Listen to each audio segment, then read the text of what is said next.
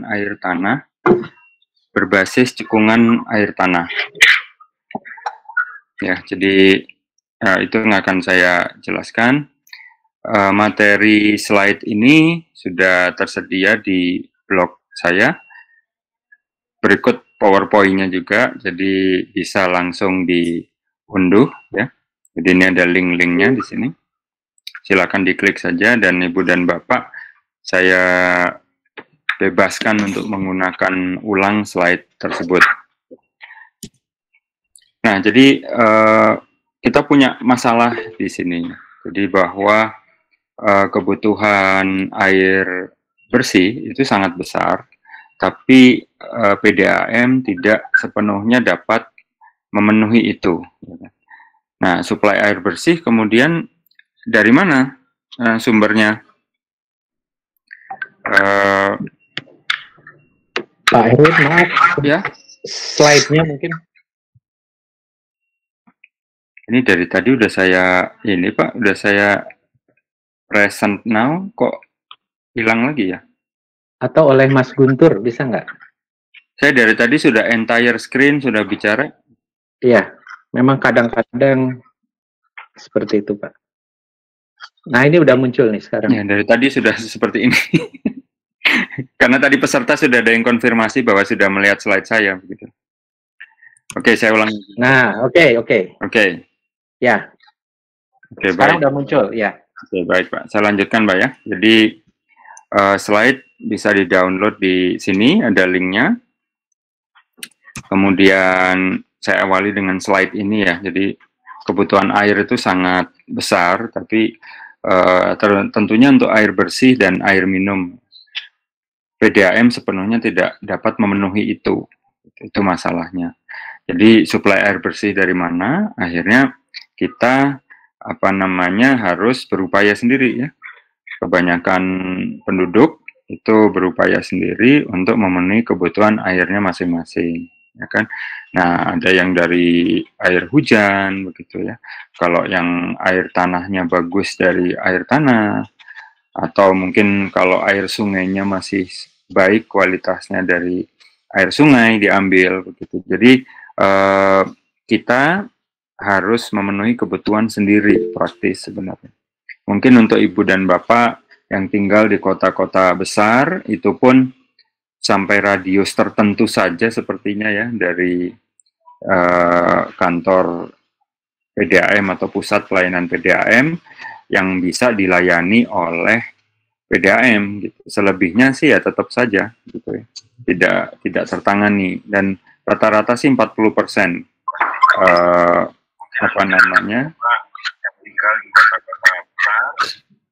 Ya, 40% dari kebutuhan itu yang bisa dipenuhi oleh PDAM. Nah, oleh karena itu kita perlu mengelola air ini. Ya. Nah, air itu bukan hanya air, kalau misalnya nih Ibu dan Bapak punya sumur di rumah, itu sebenarnya bukan hanya air tanahnya yang kita kelola, mestinya harus jadi satu. Air hujannya juga, air sungainya juga, begitu. Dan itu bukan lingkup rumah tangga ya, atau lingkup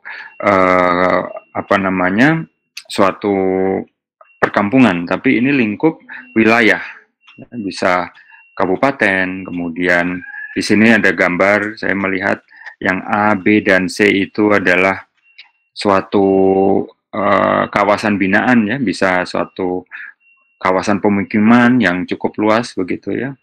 Kemudian bisa lingkupnya itu nanti lingkup perindustrian, ada semacam kompleks perindustrian mungkin, kemudian ada kompleks perdagangan mungkin. Nah, itu yang A, B, dan C ini. Pak Erwin, maaf, speaker slide-nya hilang lagi, Pak. Rasanya kita harus protes ke Google, Pak, ini. Karena tadi ada yang, nah ya, silakan, Pak. Ya. Tadi ada yang masuk ya? Iya. Iya. Tadi ada yang tiba-tiba. Oke, saya share screen lagi ya. Iya. Nah, jadi pengelolaan air tanah juga ada hierarkinya, jadi bukan tanggung jawab individu per rumah mestinya, tapi kawasan ya, bisa kawasan pemukiman, perdagangan, perindustrian mungkin, atau kawasannya itu adalah kawasan administratif ya, jadi bisa kecamatan, bisa kabupaten, kemudian meningkat ke provinsi gitu ya. Nah, tapi kita punya masalah berikutnya ya, jadi yang kawasan-kawasan itu berada pada suatu cekungan air tanah. Ini rusak. Coba. Ada pada di bulat-bulat ya. Bentar, ini mic-nya. Mana? Coba pakai dulu.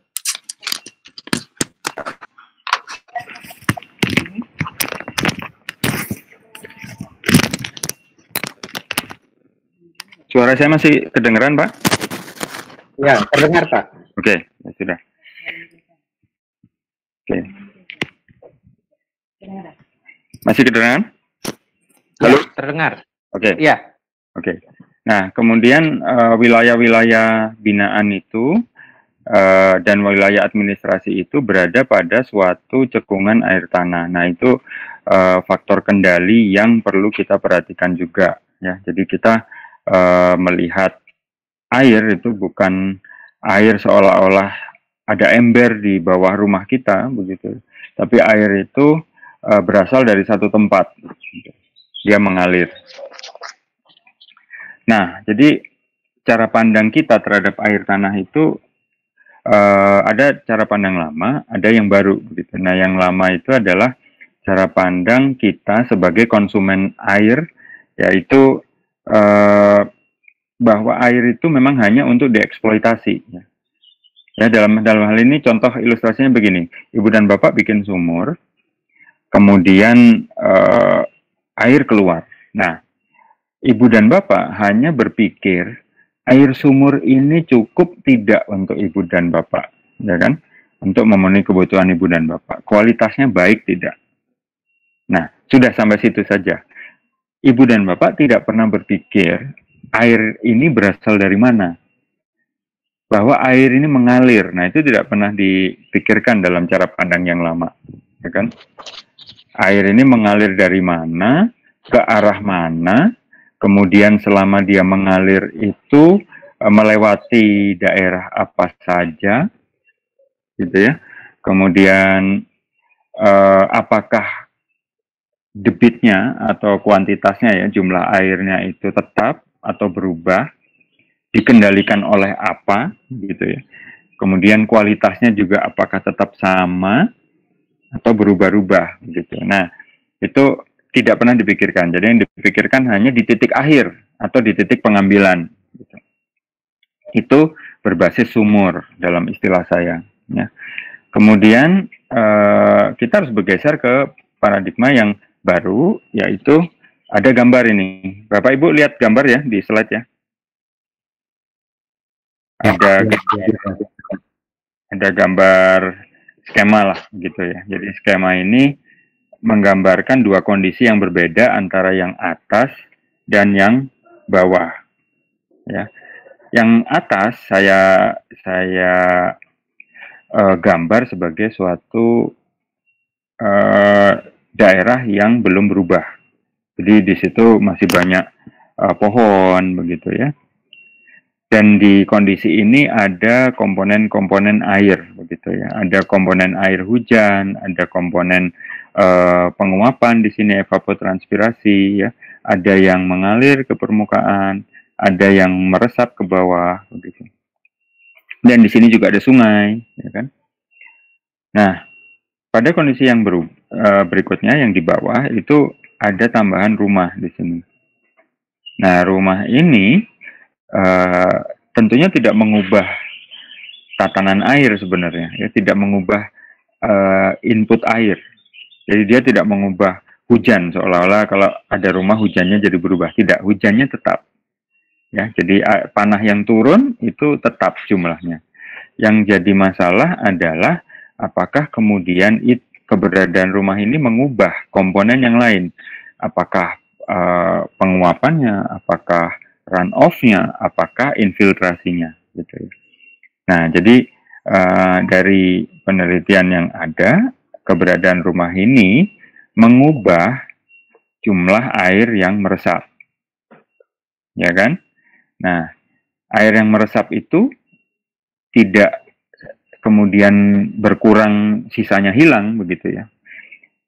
Yang terjadi adalah air yang tadinya harusnya masuk, yang ada di bawah rumah ini, ya, yang di sini, di bawah rumah ini mestinya ada panah masuk, itu kemudian dia mengalir menjadi air permukaan. Inilah yang membesar. Nah, begitu ini membesar, maka maaf, begitu ini membesar, maka sungainya ini kemudian menjadi penuh, ya kan? Sungai yang tadinya kapasitasnya baik-baik saja, begitu ada banyak rumah di bantaran sungai atau di kawasan hulu, menjadi kemudian sungainya menjadi seolah-olah tidak cukup. Nah, jadi kurang lebih ini yang berubah, dan ini yang harus dipikirkan, ya, terutama oleh para pengelola daerah.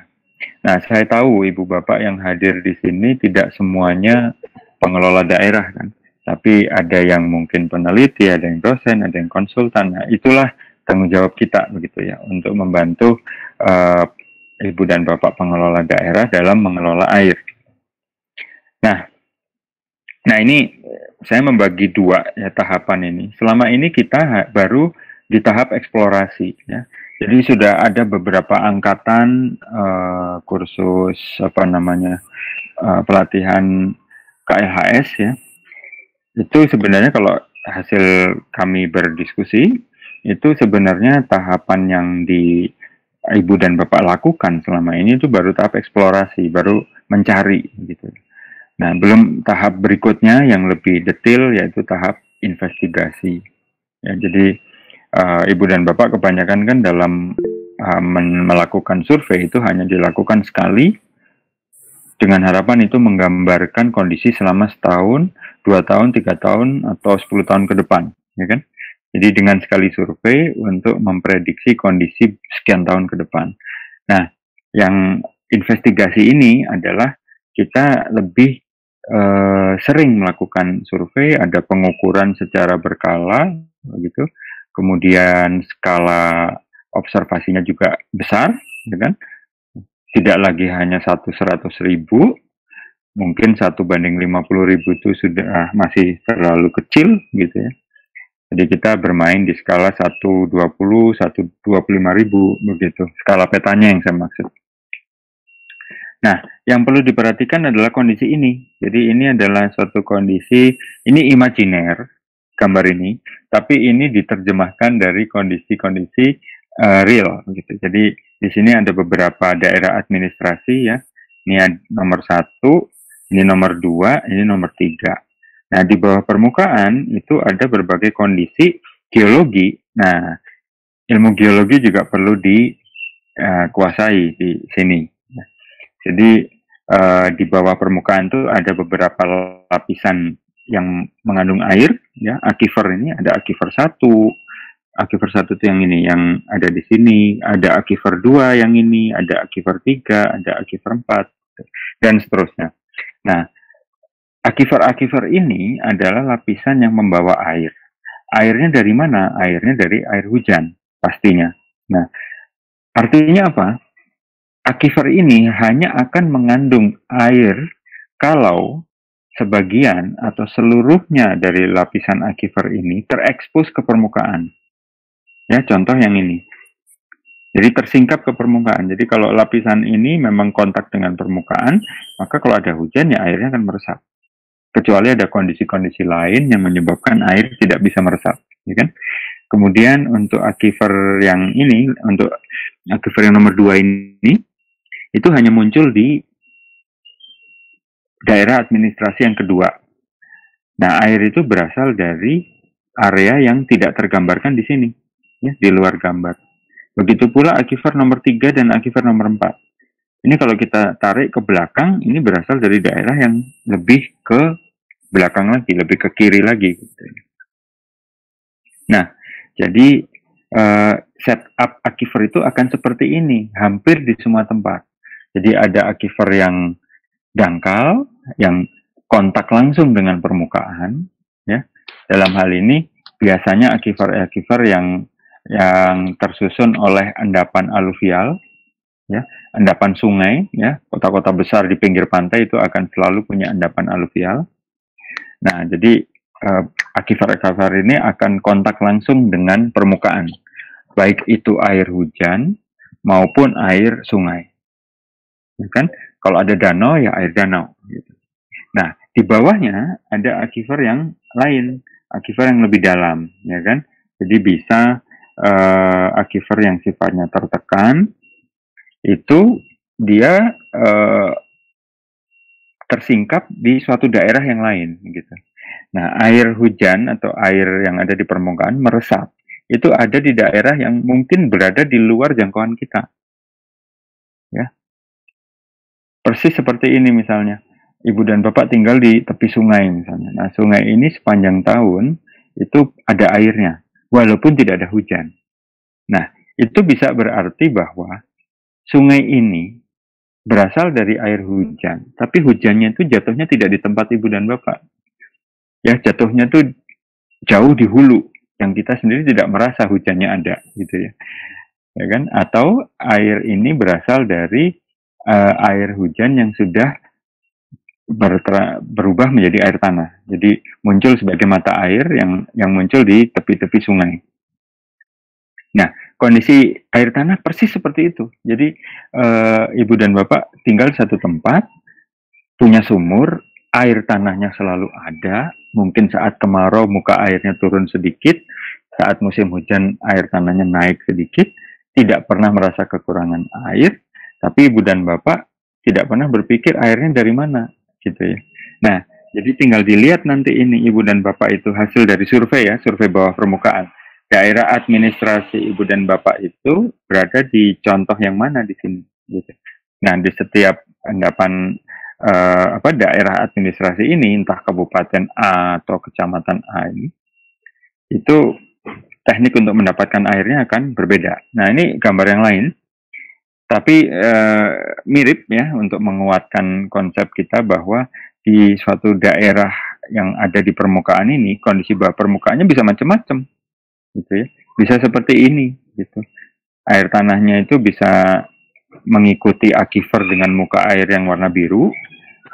Mungkin juga air tanahnya mengikuti muka air tanah yang warnanya merah, gitu.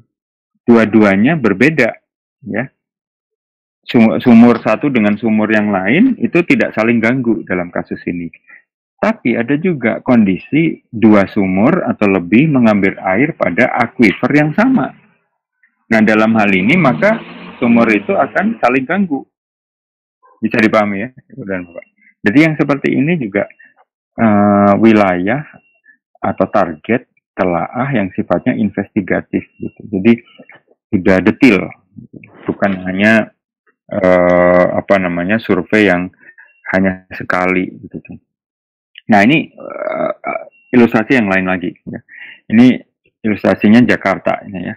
Ini Jakarta. Nah, Jakarta itu kita ketahui bagian utaranya, di bagian sini ada Laut Jawa, di bagian selatan ada banyak gunung, begitu ya. Nah, jadi di sini pengelola DKI Jakarta, pengelola daerah Tangerang, Depok, dan Bekasi di sini, dan daerah lain yang ada di sini itu harus mengetahui aquifer yang ada di wilayah dia itu mayoritas yang mana? Apakah yang nomor 1, 2, atau 3? Ya kan, karena kalau ini berbeda maka teknik untuk mengambil air atau mengelola airnya juga akan berbeda, gitu. Jadi sengaja saya banyak ilustrasi dengan berbagai kondisi supaya Ibu dan Bapak tahu bahwa yang kita lihat di permukaan itu bisa jadi beda dengan yang kita lihat di bawah permukaan, gitu. Nah, belum lagi kalau ini dalam satu wilayah provinsi yang bersebelahan. Seandainya saya zoom di daerah ini, ya kan, ini mungkin agak geser sedikit nih, mestinya di Jakarta Selatan. Saya pernah menggambar contoh kasus kawasan Plaza Senayan, ya. Gambar ini saya gambar dari bekalnya dari Google Maps saja, ya. Jadi tidak untuk ukur skalanya. Jadi dulu wilayah Senayan tuh, blok Senayan ini kira-kira seperti ini ya, blok Plaza Senayan. Mungkin dulu banyak tumbuhan. Nah, pada saat banyak tumbuhan, hujannya kan ada, penguapan ada, runoff-nya ada. Nah, disitulah ada tabel ini. Ya, water budget, jadi neraca air. Ya. Akifernya juga ada di situ. Nah, satu-satunya yang mungkin tidak berubah di sini adalah akifernya, karena ada di bawah permukaan. Nah, apa yang terjadi ketika ini? Ya kan? Jadi ada gedung-gedung baru di sini, di atas blok yang sama. Jadi awalnya ini, mungkin penduduk belum terlalu banyak, bahkan mungkin tidak ada penduduk sama sekali di atas ini, kemudian menjadi ini. Ya. Hujannya bisa sama, bisa juga berubah. Karena iklimnya, trennya akan bisa berubah. Ya kan? Tapi aquifer yang ada di bawah permukaan bisa jadi sama. Jadi potensi air tanahnya itu sama dengan asumsi hujannya sama. Gitu. Nah, yang terjadi ada perubahan ini. Ya kan? Nah, sekarang gedung-gedung ini mengambil air dari mana? Bisa dari aquifer yang terlihat di sini, atau bisa jadi dari aquifer yang lebih dalam lagi dari sini, ya kan? Nah, tentunya ini water budget ini kan pasti berubah, ya kan? Ibaratnya ibu dan bapak waktu dulu baru menikah, mungkin kebutuhannya hanya untuk berdua. Tapi setelah punya anak satu, kebutuhan mulai berubah, kan? Meningkat. Ada yang tetap, ada yang meningkat. Begitu anaknya 2, tambah lagi kan begitu. Nah, ini kurang lebih sama, ya. Jadi kebutuhan finansial itu bisa dianalogikan dengan kebutuhan terhadap air, ya. Jadi pendapatan masuk itu ekivalen dengan berapa air yang meresap, ya, termasuk hujan. Kemudian berapa pembelanjaan kita, spending kita, itu sama dengan berapa jumlah debit air yang diambil. Nah, jadi sesederhana itu sebenarnya, ya kan, prinsipnya. Nah, oleh karena itu di sini kita harus membuat neraca yang berbeda, dan neraca ini harus diupdate, ya kan. Penduduk di apartemen ini berubah-ubah, kemudian jenis usaha yang ada di mall ini juga berubah-ubah. Suatu saat mungkin banyak restoran, suatu saat mungkin seperti pasar baru, ya, nggak perlu banyak air karena yang dijual hanya kain misalnya, ya kan. Nah, jadi itu belum lagi masalah hujan, ya kan. Jadi pemodelan itu memang harus dinamis, ya kan, dinamis supaya kita bisa mendekatkan hasil pengukuran, hasil perhitungan dengan kondisi yang ininya yang real gitu ya. Dan yang jelas perhitungannya beda antara kondisi kiri dan kanan. Nah, jadi kurang lebih manfaat teknisnya ini sudah tinggal 2 slide lagi. Jadi manfaat teknisnya itu kalau kita mau agak repot sedikit ya dalam tahap eksplorasi dan investigasi, maka manfaatnya itu jangka panjang ya. Jadi kita bisa mengelola air dengan lebih enak. Kalau ada penduduk baru, kita bisa atur. Mungkin wilayah ini itu maksimum jumlah penduduk yang bisa disupport sekian. Wilayah yang lain mungkin lebih ringan beban airnya. Nah, kita bisa misalnya berikan insentif ke orang-orang atau pengembang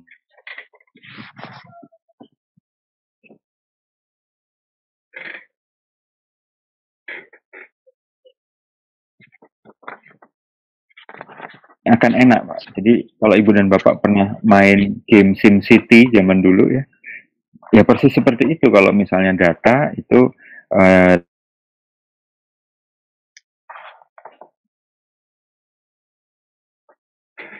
tersedia, ya kan? Itu akan enak sekali. Nah, manfaat finansialnya apa dalam lingkup daerah? Pak Erwin, maaf, slide-nya hilang, Pak Erwin. Tidak setuju ya. Kira-kira 5 tahun 6 tahun lalu saya sempat presentasi di DPRD Kota Bandung.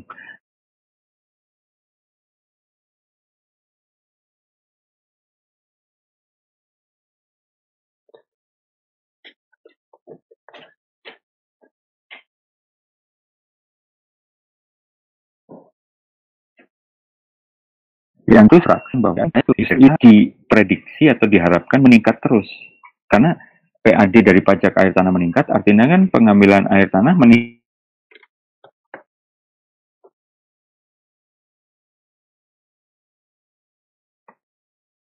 terus. Nggak bisa untuk instrumen kontrol, ya kan?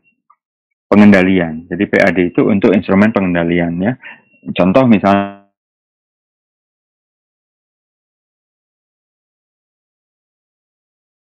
terjadi sekian X, di satu waktu Ibu dan Bapak tahu jumlah industri meningkat, jumlah NPWP misalnya dari perdagangan meningkat, tapi kok PAD-nya tidak naik, begitu. Ini kan ada yang aneh. Nah, begitu pula suatu saat mungkin PAD-nya meningkat pesat dari pajak air tanah, tapi kemudian Ibu dan Bapak berpikir, kok di anggaran tidak ada anggaran untuk memonitor air tanah misalnya, anggaran untuk membuat sumur, pantau, ya, anggaran untuk membuat anggaran untuk membuat sumur pantau, anggaran untuk membuat sistem pemantauan yang baik, misalnya pakai data logger misalnya. Nah, itu Ibu dan Bapak tidak melihat itu. Artinya kan keliru juga, ya, PAD-nya tinggi dari pajak air, tapi tidak dikembalikan lagi untuk mengelola air. Nah, jadi kurang lebih seperti itu manfaat-manfaatnya, ya kan? Nah, tapi saya sadar bahwa ketersediaan data itu perlu ada, ya kan? Nah, yang terjadi sekarang kan data itu jarang dirawat, ya. Nah, ini pesan pendek berikutnya. Jadi kalau Ibu dan Bapak itu berprofesi sebagai pengelola daerah, data itu jangan disimpan-simpan sedemikian rupa sampai Ibu dan Bapak sendiri tidak bisa menemukan, gitu.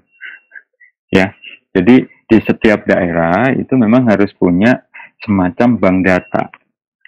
Apapun bentuknya, sesederhana apapun itu harus ada.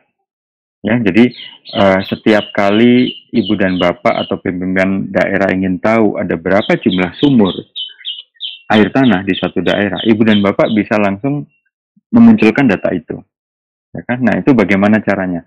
Saya tidak mau terlalu fanatik ke sistem A, sistem B, dan lain-lain. Yang penting data itu kalau dicari ada, gitu.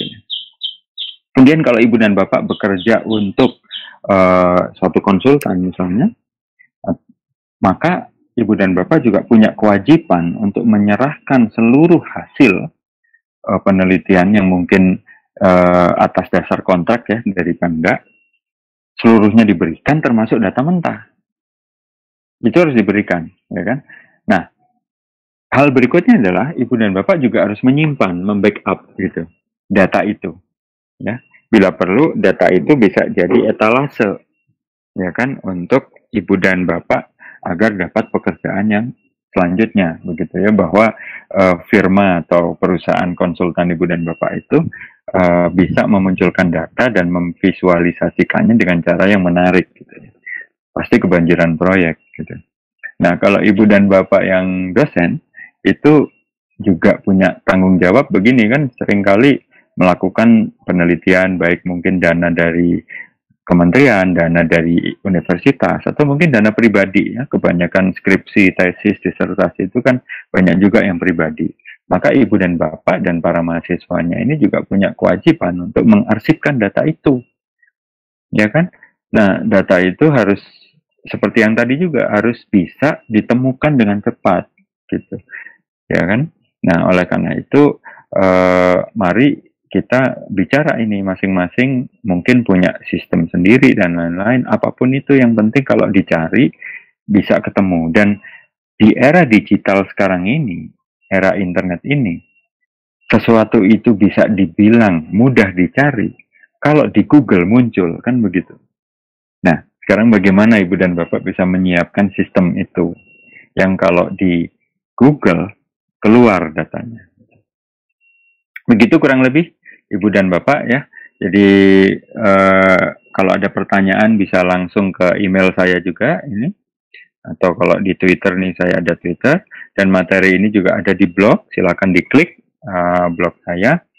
beberapa materi yang terkait air banyak di situ. Saya membiasakan diri juga untuk selalu membuat artikel blog sependek apapun di saat saya menghasilkan sesuatu apapun itu. Ya itu saya usahakan gitu, supaya saya sendiri punya punya kewajiban untuk membagikan apa yang saya kerjakan. Demikian Pak Asep, Pak Chandra, dan Mas Gun. Ya baik, Pak Erwin, terima kasih atas paparannya. Saya langsung baca saja beberapa pertanyaan-pertanyaan yang sudah saya bisa akses begitu ya. Baik. Yang pertama dari Pak Hendra Saputra. Ya. Kalau mau pakai software apa yang disarankan untuk pemodelan air tanah atau groundwater ini, Pak? Oke, baik. Saya jawab singkat saja. Ya. Di setiap bidang ilmu akan selalu ada pilihan software berbayar atau software yang tidak berbayar ya, atau yang bahkan open source. Yang berbayar salah satunya adalah misalnya Visual Mode Flow. Ya, Visual Mode Flow itu sebenarnya kode aslinya itu gratis, open source, karena dibuat oleh USGS. Kode aslinya itu dengan Fortran. Nah, karena orang malas memprogram dengan Fortran, maka ada satu perusahaan Schlumberger yang membeli perusahaan Visual Mode Flow ini untuk membuatkan interface-nya. Jadi kode Mode Flow berubah menjadi Visual Mode Flow. Nah, selain software itu, juga ada banyak software yang lain sebenarnya ya. USGS itu termasuk yang paling rajin, Pak, menurut saya, mempublikasikan software-software open source ya. Baik yang sifatnya itu bisa dieksekut menjadi program yang langsung bisa dijalankan, atau kode program ini masih harus maaf, ini ada yang harus di-mute mungkin ya.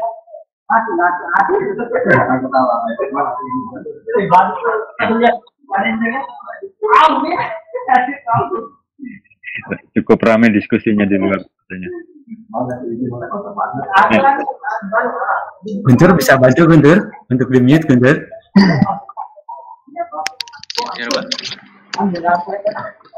Ya, oke. Nah,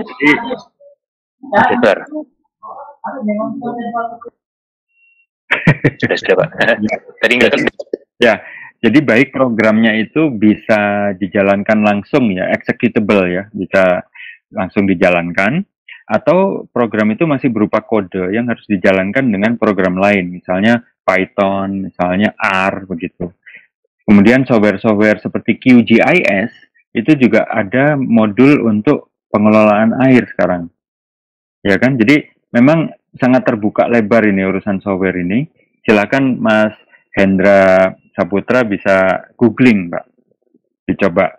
Dan kalau sudah ketemu softwarenya, tolong dibagikan caranya, begitu ya. Begitu caranya yang saya sarankan. Begitu Pak Chandra.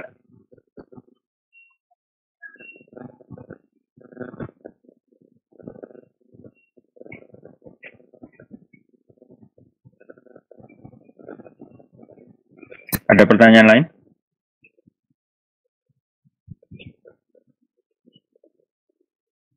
Halo?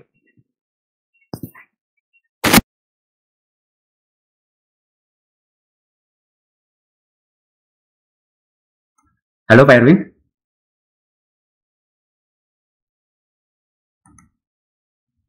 Halo?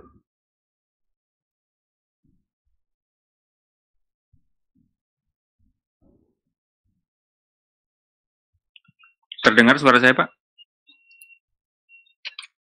Bentar. Ya. Bentar, saya kok tiba-tiba. Ya. Maaf. Suara Bapak. Ya, suara Bapak masih jelas di saya. Oke. Jadi pertanyaan yang berikutnya Pak Erwin. Ya. Yaitu yang terkait aturan sumur pantau.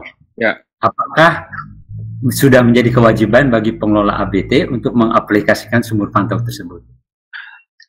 Nah, gini Pak, dulu waktu regulasi itu masih berbasis otonomi daerah, sebenarnya pihak kabupaten kota itu punya kewenangan yang sangat besar Pak untuk mengelola air, termasuk di dalamnya adalah mengarahkan anggaran untuk membuat sumur pantau.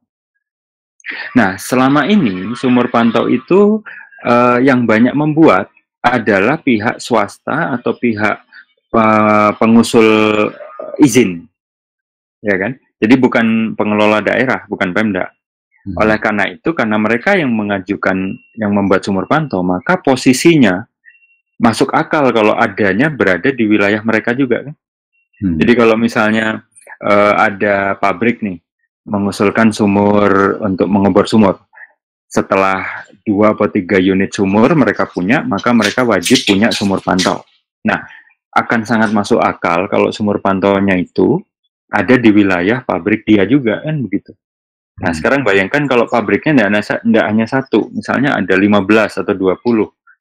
Maka sumur pantau itu konsentrasinya akan banyak di daerah itu, bukan di daerah yang lain kan? Nah, kalau misalnya sumur pantau itu menjadi kewajiban daerah juga untuk membuat, maka bisa lebih tersebar posisinya. Nah, sekarang dengan era undang-undang baru yang 2014 itu, yang mayoritas kewenangan itu dialihkan ke provinsi, saya belum tahu apakah kemudian provinsi itu punya kewenangan yang sama atau siap bahkan untuk itu, karena bertahun-tahun, sekian tahun, mungkin 10 tahun lebih kan era otonomi daerah ini infrastruktur ada banyak di kabupaten bukan di provinsi. Nah, begitu provinsi kemudian dikembalikan kewenangannya ke provinsi, maka saya nggak tahu ini apakah provinsi sanggup dalam waktu yang cepat begitu Pak. Nah, saya belum update lagi kondisi ini pasca penerbitan keputusan menteri kalau nggak salah.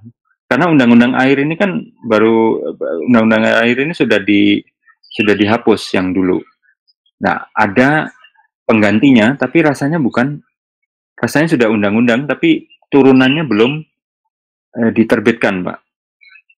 Turunannya. Nah, padahal kebanyakan para pengelola daerah ini kan masih nunggu turunan dari undang-undang.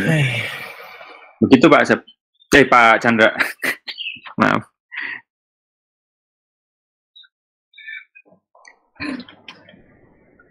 Halo? Walaupun tidak sedang pegang telepon, tapi tetap aja yang ini halo begitu ya.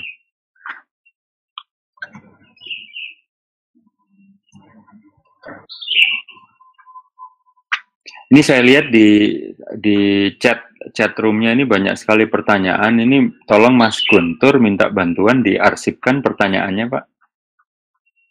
Ini mungkin kalau ada waktu nanti saya akan ini kan boleh Pak jawab satu-satu. Ya, Pak Erwin, saya coba Pak. Jadi nanti Guntur juga bantu dan saya juga bantu. Ya. Yaitu pertanyaan yang berikutnya itu. Dari Pak, ada 2 pertanyaan sekaligus saja, karena ini pendek, mungkin dari Pak Andreas. Apakah ada hubungan penurunan tanah ya dengan pengambilan air tanah yang berlebihan? Itu yang dari Pak Andreas. Yang kedua ini agak panjang dari Pak Dimas, yaitu menanyakan, yaitu Pak Dimas ini, sebentar saya bacakan saja ya. Ingin menanyakan terkait dengan zero artificial runoff dan KLAS yang disampaikan oleh Pak Erwin. Nah, saya pernah mengurus tentang konservasi air dengan pembuatan artificial recharger dan terjadi perdebatan dengan dinas terkait. Permasalahannya begini, dari dinas menginginkan adanya artificial recharge sedalam 100 meter dan itu menyentuh zona confined aquifer. Berdasarkan pemodelan yang saya buat berdasarkan data logger. Sementara jika saya ikuti itu bisa mencemari air tanah. Nah, saya minta pendapat Pak Erwin bagaimana? Oke, baik yang Pak Dimas dulu ya Pak. Ini dari IPB saya melihatnya ini. Saya baca juga di sini. Jadi intinya begini. Nah, sayangnya begini Pak Dimas. Kalau Bapak itu berhasil membuat artificial recharge itu mungkin yang pertama atau setidaknya beberapa yang pertama di Indonesia, karena jarang sekali eksperimen ini dibuat. Kira-kira tahun 2004 mungkin ya, itu dari ITB waktu itu ada Pak Lambok, itu pernah membantu membuat sumur injeksi di sekitar Danau Sunter. Nah, setelah itu saya tidak pernah dengar lagi ada yang yang lain. Gitu. Jadi kalau Bapak tekun mengerjakan ini bisa jadi terobosan, Pak Dimas. Nah, prinsip yang pertama adalah apapun yang diinjeksikan itu harus punya kualitas yang sama atau mendekati atau setidaknya tidak mengandung zat-zat yang berbahaya seandainya nanti diinjeksikan, ya kan? Itu prinsip pertama. Jadi artinya harus ada water treatment plan di lokasi tempat Bapak akan menginjeksi. Nah, yang kedua, Bapak sudah betul ada pemodelan, mungkin ada pemboran mungkin ya, dan disimulasikan. Bapak mengetahui ada aquifer yang confined. Nah, memang kalau kita ingin menginjeksikan air di lapisan aquifer yang dangkal, yang unconfined, saya khawatir juga mungkin kapasitasnya juga tidak cukup begitu ya. Tidak cukup artinya begini, di situ kan sudah jenuh air begitu. Nah, jadi kalau kita kasih air lagi, kecil kemungkinan air itu bisa meresap ke dalam aquifer, kemudian dia mengalir begitu ya, mengikuti aliran setempat. Nah, kalau pakai aquifer yang confined, mestinya kalau selama kualitasnya tidak bermasalah, maka mestinya dengan tekanan tertentu nggak ada masalah, air tetap bisa disuntikkan ke situ, Pak. Mestinya ya. Nah, saya kurang tahu perdebatan yang ada. Seandainya itu tentang kualitas air, maka saya setuju bahwa apapun yang disuntikkan ke bawah harus ada treatment dulu, gitu ya.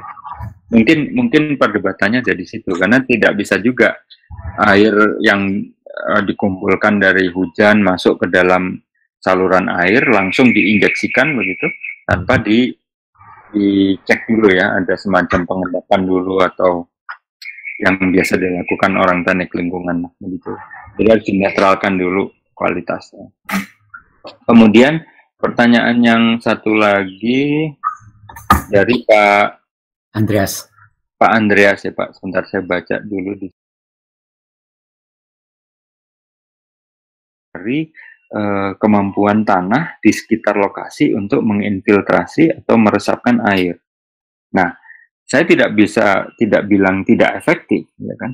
Tapi intinya sumber resapan atau bahkan biopori itu tidak bisa menjadi sandaran bagi suatu daerah untuk bilang bahwa daerah saya akan bebas banjir tahun depan. Karena sudah ada sekian ribu biopori dan sekian ribu sumur resapan misalnya. Nggak bisa. Kenapa? Karena tadi sangat bervariasi itu kemampuan tanah untuk meresapkan air. Ya kan? Dan kalau saya cenderung menyarankan untuk daerah-daerah perumahan-perumahan yang besar ya, kemudian kompleks perdagangan misalnya mall begitu, itu bisa mengumpulkan airnya sendiri, Pak. Jadi prinsipnya itu adalah kalau musim hujan, mari kita kurangi air hujan yang masuk ke selokan. Nah, gimana itu caranya? Saya kasih ilustrasi sedikit ya Ibu dan Bapak yang tinggal di Bandung. Masih ingat Trans Studio mungkin? Masih ingat, ya walaupun sudah tutup sekarang masa pandemi, tapi barangkali lupa begitu. Nah, kalau Ibu dan Bapak datang ke Trans Studio pada saat hujan lebat, kemudian keluar ke parkiran yang samping, yang arah keluar ya, pintu keluar itu. Pada saat hujan lebat, maka air yang ada dari bawah itu, dari saluran airnya, itu pasti mulai memuncrat ke atas. Pasti kelihatan itu ditutup-tutup lubang drainasenya itu. Nah, itu artinya apa?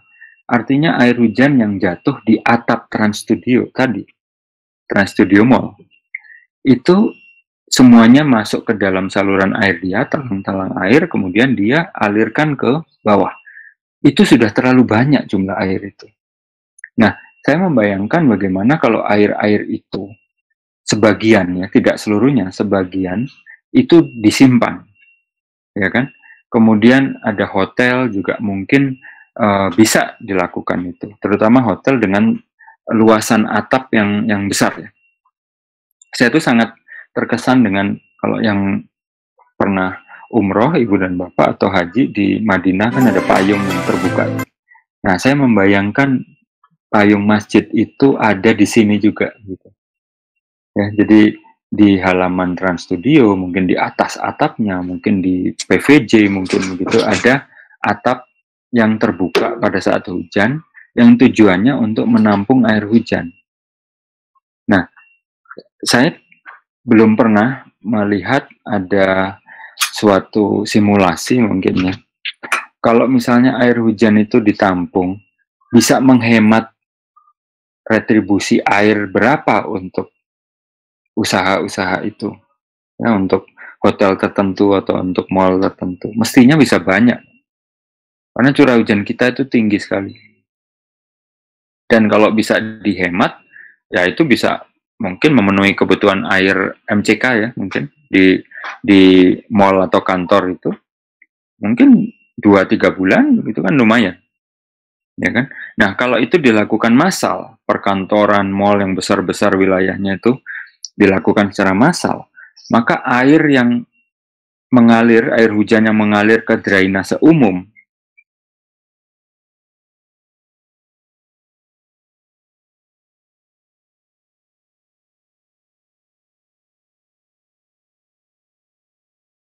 juga di ITB, Pak Asep di ITB, kita lihat di kampus kita, ada banyak gedung baru, tapi tidak pernah ada upaya untuk itu tadi, mengurangi atapnya, Pak. Air yang mengalir pada saat hujan itu ke drainase, ya kan? Jadi sedikit banyak ITB juga bertanggung jawab ketika di musim hujan ada Sungai Insinyur Haji Juanda, sungai baru Insinyur Haji Juanda, begitu, ya kan? Kurang lebih seperti itu ilustrasinya, Pak. Terima kasih. Baik, pertanyaan berikutnya dari Pak Aryo, ini dari YouTube juga, ininya pertanyaan, yaitu bagaimana cara meningkatkan kapasitas mata air yang berada di daerah pegunungan. Ini adalah kebutuhan air minum, irigasi, karena sebetulnya terutama pada musim kemarau terjadi defisit debit produksi. Ya. Nah, kalau saya, Pak, tidak mau mendahului takdir, karena mata air itu adalah titik tempat munculnya air tanah secara alamiah, ya kan? Namanya juga secara alamiah. Jadi artinya dengan asumsi hujannya sama, kemudian tidak ada perubahan tata guna lahan, sebelum air itu muncul di titik tempat ibu dan bapak, maka mestinya debitnya tidak akan berubah, ya kan? Itu dulu yang harus ini. Jadi kalau hujannya sama dan tidak ada perubahan di wilayah tempat dia mengalir sebelum akhirnya muncul di katakanlah di lahan bapak, gitu, maka mestinya debitnya sama. Nah, kalau debitnya terjadi perubahan, maka mestinya ada perubahan, ya kan? Entah perubahan lahan atau mungkin ada industri baru di tengah jalan yang mengambil air itu, gitu ya. Maka itu harus diketahui dulu, Pak, gitu. Karena jelas potensi air tanah itu tidak bisa ditingkatkan tanpa menambah hujan, ya kan? Nah, yang lebih penting kita lakukan sebenarnya adalah memastikan bahwa pemakaian air itu tidak melebihi potensi air itu. Dan kalaupun misalnya begini, kalaupun misalnya terpaksa kita harus meningkatkan kapasitas air tanah, kapasitas mata air, maka bukan mata air itu yang kita oprek. Mungkin kita mencari sumber lain. Gitu. Sumber lain, apakah di aquifer yang lebih dalam, begitu melalui sumur bor, atau kita tampung air hujan, Pak. Kita tampung air hujan. Menurut saya sih nggak ada cara lain yang lebih strategis begitu ya, yang lebih instan malah selain menampung air hujan di saat musim hujan. Bahkan saya lebih ekstrim lagi, saya membayangkan ya, kita kembali ke ilustrasi tadi, mall tadi. Saya membayangkan begini, setiap hari di lingkungan di sekitar mall atau perkantoran atau pabrik, ya kan, itu akan ada satu truk yang beredar selain truk sampah. Truk ini truk tangki air yang dia mengambil air dari tandon-tandon air warga. Nah, tandon-tandon air warga itu adalah diberikan oleh si pengusaha ini agar penduduk bisa menampung air hujan yang jatuh di atap. Saya lebih ekstrim lagi membayangkan begitu, gitu ya. Nah, sekarang bagaimana itu bisa diterjemahkan ke bentuk-bentuk aktivitas yang lain, yang non industri dan non perdagangan tadi ya, yang non ekonomis lah, yang untuk sawah, untuk perkebunan mungkin. Dan itu mestinya bisa Pak dilakukan. Baik Pak Erwin. Ya. Ini ada pertanyaan dari Pak Faisal Banafon, yaitu mengenai data-data yang terkait dengan pengelolaan air tanah, itu didapatnya dari mana? Dan itu selanjutnya bisa digunakan dalam suatu kajian. Ya. Untuk baik Pak. Nah, yang saya tahu ya, itu di Kementerian mungkin PUPR, kemudian di BMKG, ya, kemudian di dinas-dinas provinsi yang menangani sumber daya air, begitu ya, Ibu dan Bapak mungkin lebih tahu, itu pastinya ada. Pastinya ada. Nah, terutama di BMKG, itu sudah terbuka malah data. Data hujan klimatologi sudah terbuka, bisa di-download tanpa harus bertemu orang.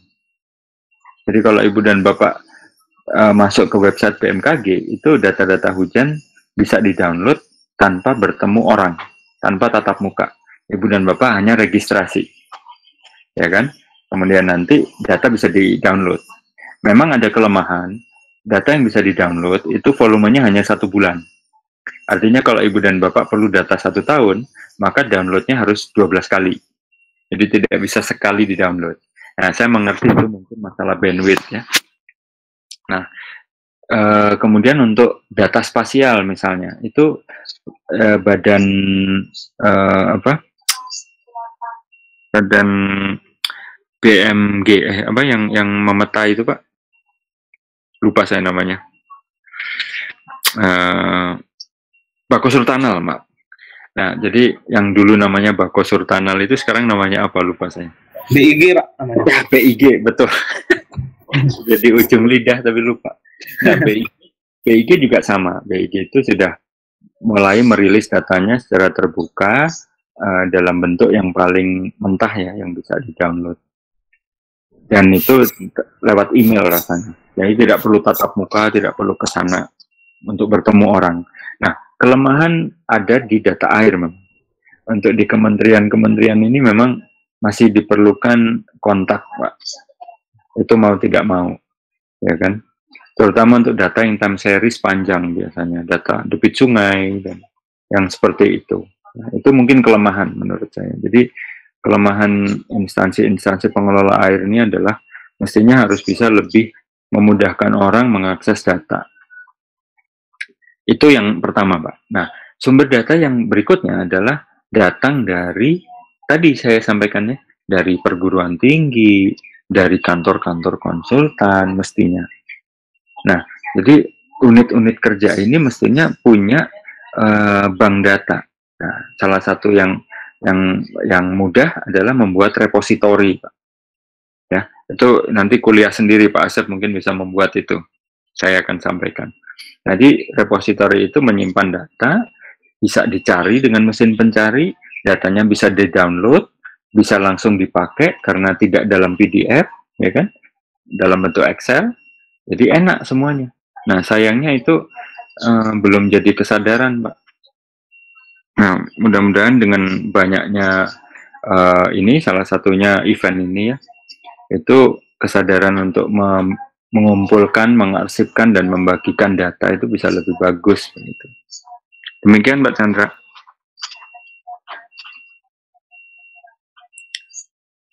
Halo. Berikutnya saya rasa pertanyaan-pertanyaan yang di chatnya Google Meet. Itu Pak Hendra Saputra mengenai air tanah di lahan gambut yang ditanami sawit. Ya, betul. Itu bagaimana pengalaman Bapak sifat karakteristik air tanah di kawasan gambut tersebut? Ya, ini kalau gambut memang agak unik Pak ya, dan terus terang saya belum terlalu banyak pengalaman. Nah, yang saya tahu memang air di gambut itu ya terhubung semua Pak. Mungkin hampir tidak ada yang disebut air tanah yang sesuai definisi yang kita tahu ya untuk di daerah non gambut. Karena sebenarnya airnya sudah nyambung semua antara air di channel-channel itu, channel-channel air ya, air sungainya dengan air yang kalau kita bor gitu. Jadi sebenarnya itu satu badan air yang sama. Gitu. Nah, hipotesisnya pergerakannya menghasilkan abrasi atau erosi, saya kurang ini Pak, kurang paham juga untuk itu.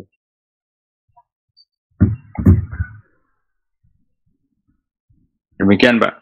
Ya, kemudian yang dari Pak Warsilan, apakah pengelolaan air tanah ada kesamaan dengan pengelolaan air di permukaan itu di badan sungai? Ada yang sama, ada yang tidak Pak. Samanya adalah dua-duanya itu kan fluida, ya kan. Nah, kelemahan dari air tanah, orang-orang air tanah, atau kelemahan dari ilmu air tanah adalah kurang cepat mengenalkan bahwa air tanah itu seperti air sungai yang sama-sama mengalirnya. Gitu. Ya, nah karena sampai hari ini kalau saya nanya penduduk gitu ya yang di bantaran sungai, mereka masih menganggap air tanah itu tidak bergerak. Gitu. Jadi seperti itu yang harus dirubah. Pak. Jadi prinsip-prinsipnya sebenarnya sama. Air sungai, air tanah adalah dua tubuh air yang mengalir. Yang di satu titik keduanya bisa berinteraksi, ya, terutama di bantaran sungai. Gitu Pak. Jadi sebenarnya nggak ada bedanya.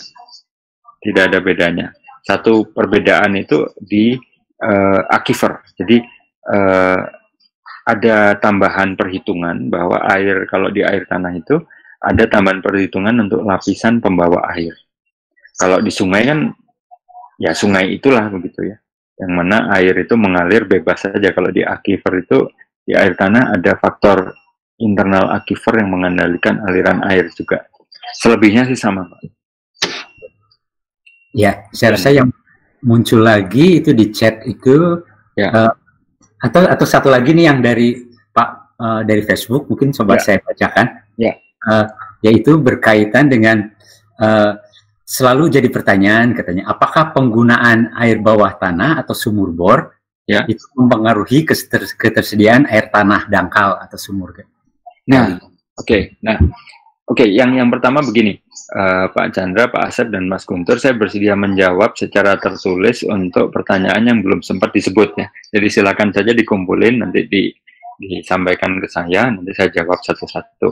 Atau nanti saya kelompokkan pertanyaan yang mirip. Ya kan? Ya. Nah, menjawab pertanyaan yang terakhir ini, itu ada di gambar saya slide yang ini ilustrasinya tuh slide yang ke-9, Pak. Yang gambar Colorado Division Water Resources itu. Ya kan? Nah, di situ digambarkan ada muka air tanah, ada kemungkinan dua sumur berhubungan. Nah, sumur dalam dengan sumur dangkal akan berhubungan hanya kalau sumur yang dalam itu membuat screen atau membuat lubang di kedalaman yang dangkal. Bisa dipahami ya Ibu Bapak? Jadi kalau ada dua sumur, satu dangkal, satu dalam. Sumur yang dalam juga akan menghisap air dari sumur yang dangkal, dari aquifer yang dangkal. Hanya kalau dia membuat lubang di kedalaman yang dangkal itu. Selama tidak dibikin screen atau lubang di kedalaman aquifer yang dangkal, maka air yang ada di aquifer dangkal itu tidak akan ikut terhisap. Tidak akan ikut turun. Mestinya begitu. Teorinya. Ya kan? Nah, jadi itu harus membutuhkan ketertiban, ya kan? Jadi kalau Ibu dan Bapak memang ingin mengambil air di kedalaman yang dalam, ya, ini asumsinya industri ya. Ya jangan mengambil juga air di yang dangkal. Begitu Pak Chandra. Ya, yang dari chat itu dari Pak ini Bapak atau Ibu Endang Kurniawan. Ya. Itu adalah yang berkaitan dengan penanganan konsumsi air tanah melalui peresapan air hujan atau sistem pembuatan sumur resapan dalam. Okay. Nah, atau sumur resapan dangkal ataupun lubang pori. Pertanyaannya adalah sampai sejauh mana manfaat cara-cara tadi terhadap kondisi tanah apabila terlalu jenuh. Ya, nah, ya betul Pak Endang ya mestinya ini Bapak Pak Endang. Jadi memang peran dari sumur resapan atau biopori ini memang tidak bisa disamaratakan. Gitu. Karena untuk daerah-daerah yang miring, justru dengan menyimpan air akan menambah beban mestinya, betul ya. Dan kalau beban itu bertambah, kemiringannya memenuhi syarat, maka hanya ada satu yang terjadi, yaitu longsor. Justru begitu. Nah, untuk di daerah yang lain misalnya yang flat, sumur resapan dan biopori ini bertujuan untuk misalnya meningkatkan cadangan air tanah. Nah, seperti tadi sudah saya jelaskan, pada kondisi tertentu bisa, ya kan? Jadi air itu memang meresap, hilang begitu. Tapi ada banyak juga kondisi di mana air itu masuk ke biopori dan masuk ke sumur resapan, tapi kemudian tidak meresap, menggenang saja gitu, ya kan? Nah, jadi memang ada daerah-daerah tertentu yang karena infiltrasi permeabilitasnya ya, kemampuannya untuk meresapkan air rendah, mau dibikin biopori dan resapan air banyak pun tidak akan menambah cadangan air juga, ya karena airnya tidak masuk kan. Mungkin begitu Pak Chandra. Jadi perlu pertimbangan lokal, Pak. Jadi tidak bisa digeneralisir. Ya. Baik. Saya rasa pertanyaan-pertanyaan yang lainnya ini berkaitan dengan pelatihan katanya Pak. Ya, itu nanti Pak Asep itu.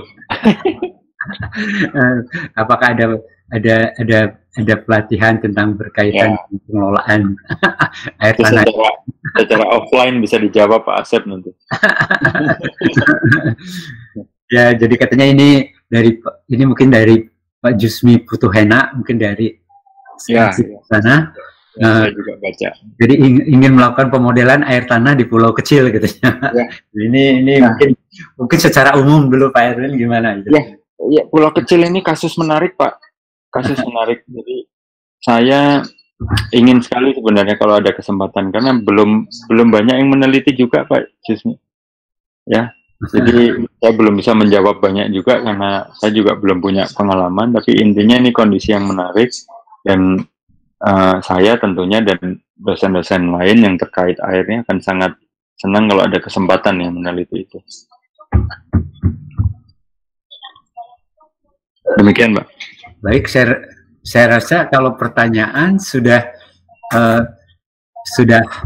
habis semua, tapi kalau Bapak Ibu mungkin ada yang mau bertanya langsung, kita masih ada waktu 5 menit, silakan Bapak Ibu dibuka mic-nya kalau ada yang ingin bertanya langsung ke Pak Erwin, karena kalau dari pertanyaan tertulis rasanya sudah baik yang dari YouTube maupun dari Facebook sudah habis nih. Mungkin Bapak Ibu ada yang mau langsung bertanya, Pak Dimas mungkin ada masih kayaknya penasaran Pak Dimas. Pak Dimas masih ada di sini? Masih Pak, saya masih berada di sini. Silakan Pak Dimas kalau ada yang penasaran, tampaknya Pak Dimas silakan. Oke. Pak Erwin. Langsung saya sampaikan di sini boleh Pak ya? Boleh. Baik. Terima kasih Bapak. Tadi saya juga setuju dengan jawaban dari Bapak ya. Mungkin saya juga kasusnya punya juga sama. Saya juga bagian untuk penelitian bidang teknik sumber daya air untuk konservasi air dan air tanah. Sekarang yang banyak permasalahan adalah ketika kita sudah melakukan permodelan dan permodelan itu sudah dirasa baik. Kemudian permodelan itu kita sampaikan ke dinas terkait. Ternyata di dinas terkait itu memiliki peraturan yang berbeda-beda. Bahkan mungkin Bapak juga sudah tahu pengelolaan sumber daya air kita yang Betul. berdasarkan undang, berdasarkan turunan, bahkan dari peraturan provinsi masing-masing itu memiliki dasar yang berbeda. Sama termasuk yang di Jogja itu juga memiliki kapasitas ambil airnya dalam proses eksplorasi itu sekitar 40%. Nah, Ya. jadi yang ketika kita sudah menguasai keilmuan atau kita merasa sudah tahu permodelan bahwa itu air tidak boleh dieksploitasi, kita berikan ke dinas, ternyata dinas itu memiliki peraturan yang berbeda. Misalnya saya sebutkan tadi, itu jadi permasalahan sampai sekarang masih Pak. Jadi ada satu di wilayah tertentu dari yang saya buat permodelan bahwa itu sudah menyentuh zona konven aquifer. Pemerintah tuh pengennya, saya pengen mengembalikan air yang dari runoff itu sebesar-besarnya karena mereka terjadi subsidence yang besar Pak. Jadi dalam 1 tahun itu 1 meter penurunan air tanahnya. Kemudian dalam 4 tahun ternyata sudah 4 meter penurunan air tanah. Mereka pengen masukkan air sebesar-besarnya ke dalam tanah. Nah, saya menyatakan di situ bahwa kalau air yang masuk ke dalam sejauh 100 meter dan itu adalah wilayah industri, yang dikhawatirkan adalah pencemaran dampak air tanah ke depannya. Bukan masalah air tanah ini kualitas dan kualitasnya semakin baik, bukan, tapi adalah pencemaran. Nah, itu yang saya alami sampai sekarang dengan berbagai macam dinas tentang keairan. Ada yang paham, ada yang tidak paham Pak, begitu. Itu adalah tantangan dari mungkin dari peneliti atau mungkin dari berbagai dinas instansi yang mungkin dalam kajian hari ini. Mungkin kita perlu banyak masukan dari berbagai ahli atau mungkin dari penelitian terkait sumber daya air. Nah, baik Pak. Saya juga ada sedikit pertanyaan sedikit ini Pak ya. Kalau misalnya Bapak melakukan konservasi karena Bapak keilmuannya adalah kebumian, kalau misalnya saya membuat sumur resapan atau artificial recharge, yang menurut Bapak baik itu menyentuh di zona lapisan tanah yang seperti apa Pak? Karena yang saya dapat itu pokoknya yang saya temui harus di atas zona water table. Betul, di atas water table ya. Nah, memang apakah ada spesifikasi khusus Pak? Ya, kalau saya prinsip dasarnya lapisan tanah di mana sumur resapan dibuat ya harus punya kapasitas untuk meresapkan air. Nah, jadi kita bisa pakai tes uji infiltrasi sederhana lah untuk itu begitu ya. Nah, masalahnya kan kadang-kadang kita tidak bisa milih kita itu ada di mana. Gitu. Ya kan? Katakanlah kita punya rumah, kita nggak bisa memilih rumah itu persis di lokasi yang infiltrasinya bagus atau jelek kan begitu. Ya kan? Itu untuk kasus perumahan. Ya. Nah, jadi kalau kasusnya massal, ya pilihlah daerah-daerah yang punya infiltration rate bagus. Oke. Tadi termasuk infiltration rate Bapak, saya mohon maaf, ini agak saya tanya mungkin agak banyak Pak ya, mungkin begini. Jika saya menemukan kondisi Mas, gini, Mas nanti saya nggak tahu caranya nih, tapi saya kan sudah ninggal email di situ kan, ini gini aja nih, sebentar saya chat dulu ya. Jadi email saya itu ini, saya ketik di chat, ya kan. Nah, setelah nanti kita terhubung lewat email, mungkin bisa lewat WhatsApp atau apa, nanti bisa lebih ini Pak, lebih banyak pertanyaannya. Termasuk juga untuk Ibu dan Bapak yang merasa pertanyaannya belum terjawab, di copy paste saja, kirim email ke sini, nanti satu-satu saya jawab Pak. Ya baik. Begitu Pak Mas ya. Ini masih ada pertanyaan pertanyaan dari yang dari Facebook. Ya. Ini berkaitan dengan ini dari Pak Ketut Wiguna. Ini kan di dalam menggunakan sekarang ini dalam menggunakan RO, reverse osmosis. Ya betul. Itu kan ada yang air bagusnya, kemudian ada yang air yang pekat dengan apa yang disebut dengan brine. Nah sekarang ini itu diinjeksikan ke dalam tanah dengan injection well. Nah, Pak Erwin punya pengalaman menginjeksikan brine itu di dalam injection well. Itu apa syarat-syaratnya begitu? Apakah pernah mengetahui tentang ini? Nah, kalau saya pengalaman praktis saya belum punya Pak ya. Tapi kalau untuk studi supervisi dan perencanaan saya pernah, dan ini biasanya terjadi di perusahaan-perusahaan migas biasanya. Gitu. Nah, yang perlu diperhatikan sebenarnya yang utama kualitasnya, Pak. Kualitasnya, dan kualitasnya itu karena ini brine itu kan air yang asin, sangat asin, bahkan lebih asin dari air laut bisa-bisa gitu ya. Itu karena ini brine, maka harus lebih hati-hati karena parameter yang harus diukur pun beda. Bukan pakai Permenkes yang biasa kalau tidak salah, tapi harus pakai Permen LH nomor berapa lupa saya.